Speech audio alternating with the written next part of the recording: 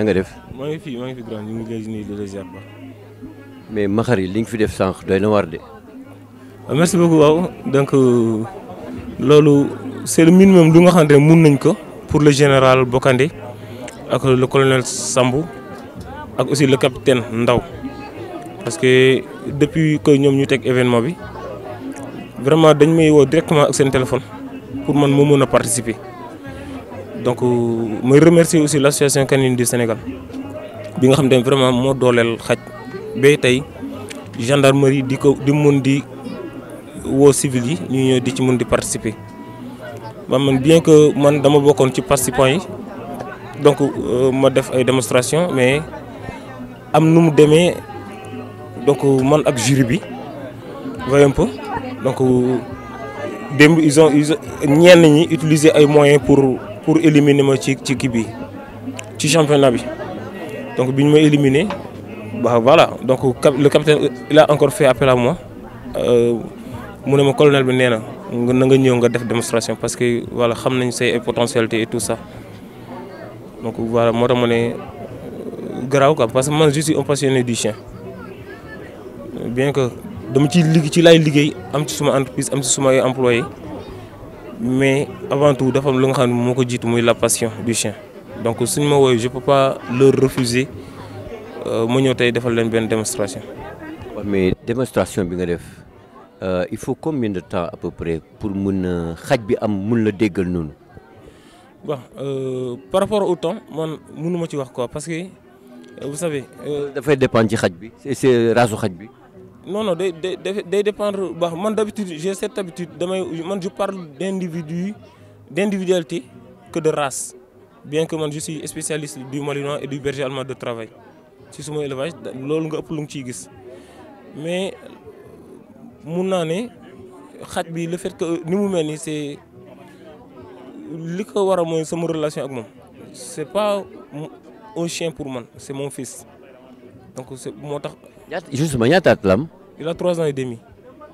Il a 3 ans. Tu l'as depuis combien de temps? Il est né chez moi. Son papa c'est Opium du domaine du ninja de Moussé Soel Gueye de la France. Papa am foofu la jóge. Yaayam mu ngi nekkoon Scorpion de la vallée du Grand Loup. Yaayam si man la nekkoon importé la donc papa ji Soel tam encore importé ko donc voilà bien que il y a d'autres chiens qui sont yu nga xamante ne mun naa ne ñoo ko dàq liggéey moom mi ku ci mel ni Pépé doomu xaj bi la ku ci mel ni Ouké rakku xaj bi la et tant d'autres parce que man naturellement tous les chiens qui sont de mon élevage dama leen di dresser pour xam seen ay potentialité même bu fekkee loolu ça me permettra ma xam ndax te ay chiots ils sont destinés à être sur le marché de la vente jaay leen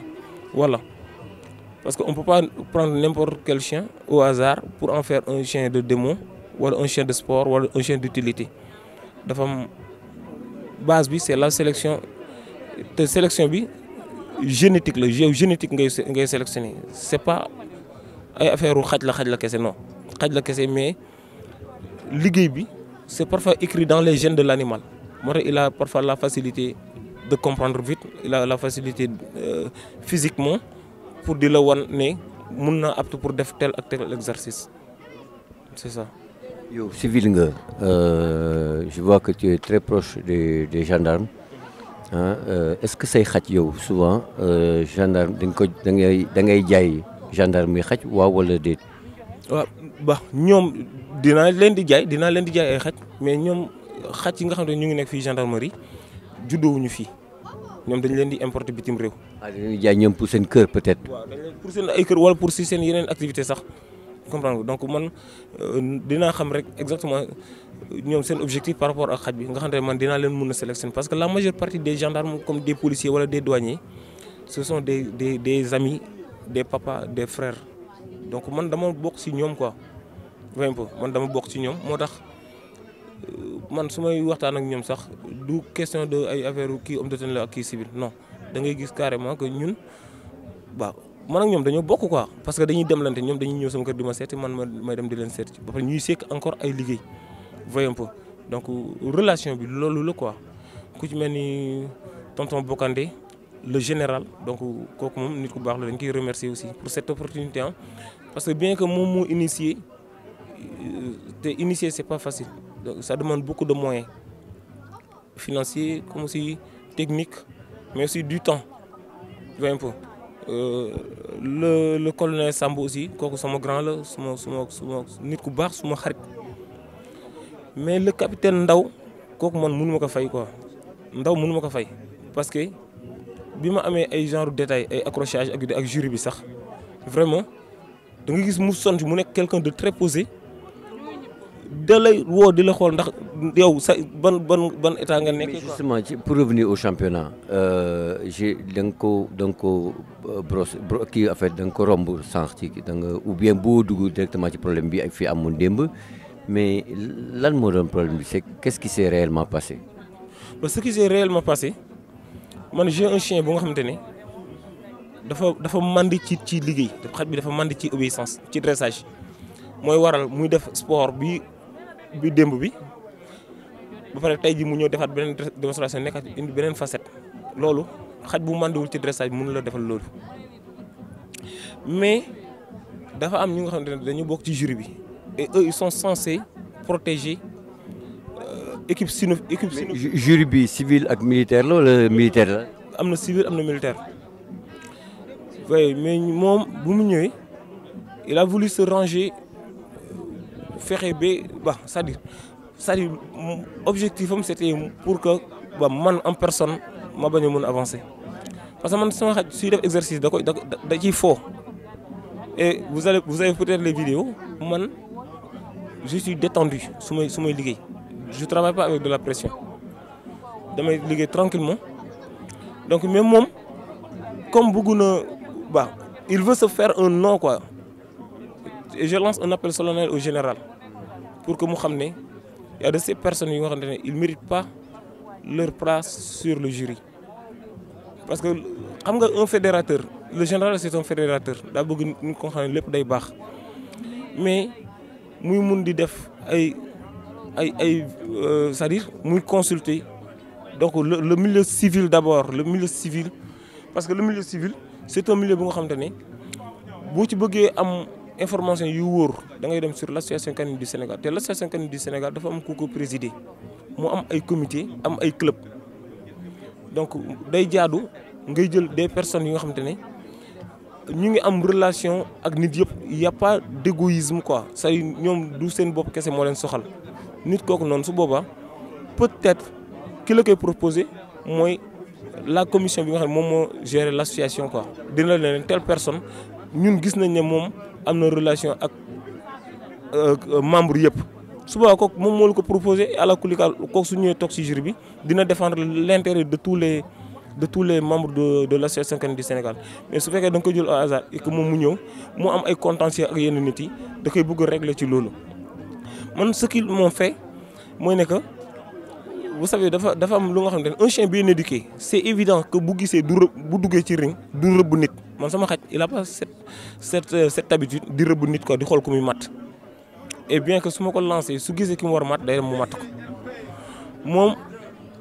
moom dès que waa ji dugg dès que homme d'attaque bi dugg dafa ne homme d'attaque il faut se ranger du côté des barrières mais homme d'attaque bi barrière ay civil ñoo fa taxaw di seetaan su fa ay civil taxawee homme d'attaque bi ñëw taxaw ci wata civil bi xaj bi de loin mun nañ à 35 mètres non ëpp na ko mun nañ à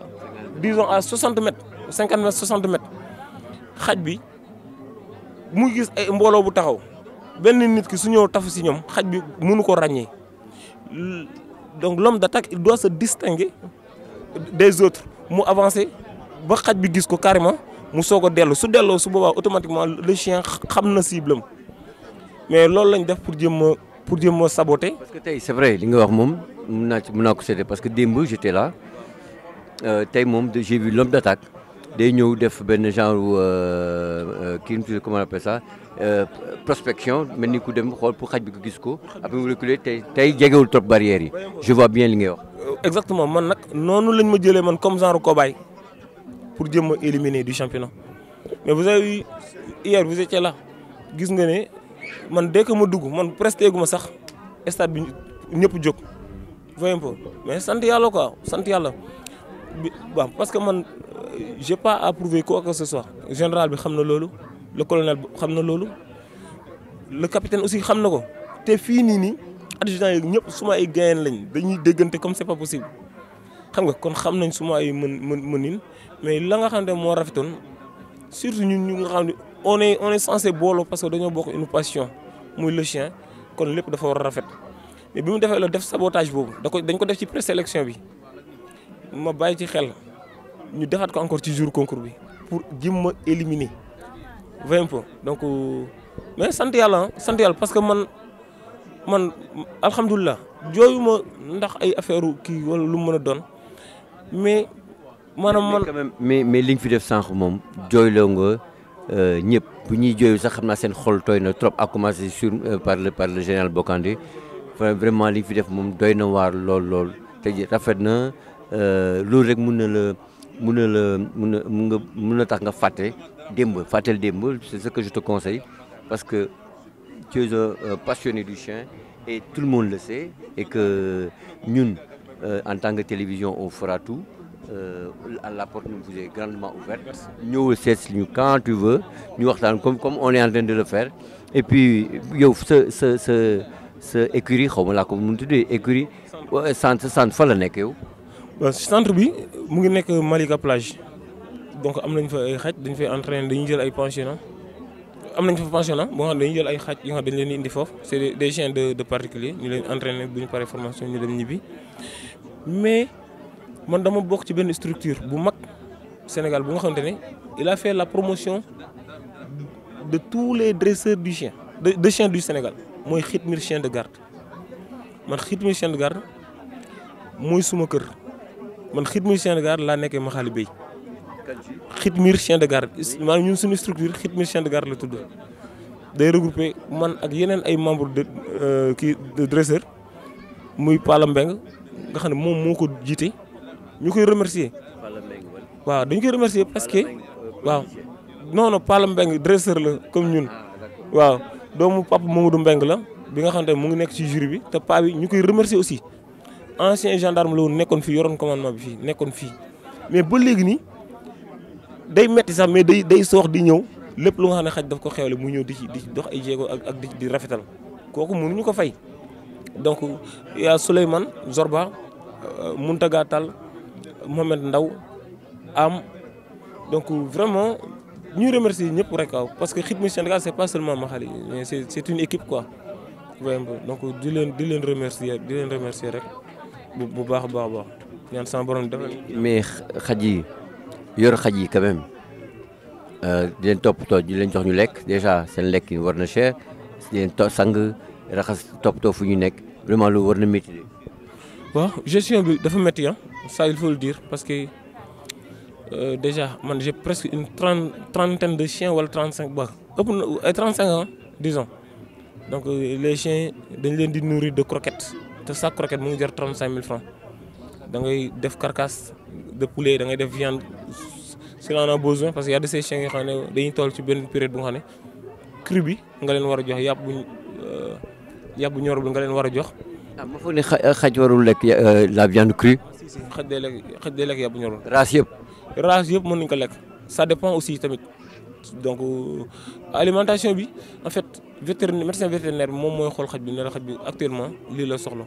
par exemple mu toll ci période bu nga xam ne lekkam mun nañu dafa wàññeeku appétit wàññeeku na ak yu demee noonu xam nga moom mooy xool selon les besoins du chien mu ne la telle ak telle chose la war a lekk donc aussi on a des gens yi nga xam ne ils s'occupent de l'élevage donc ñoom ils sont au nombre de 4 dama leen di remercier donc ku ci mel ni Babacar ku ci mel ni Afia ku ci mel ni Madouba ku ci mel ni Diafara donc ils s'occupent de l'élevage ñoom ñooy nettoyer ñooy sang ñooy nettoyer kuréet yi ñooy raxas boolu xaj yi ñooy joxe lekk ñooy détendre xaj yi vraiment donc xaj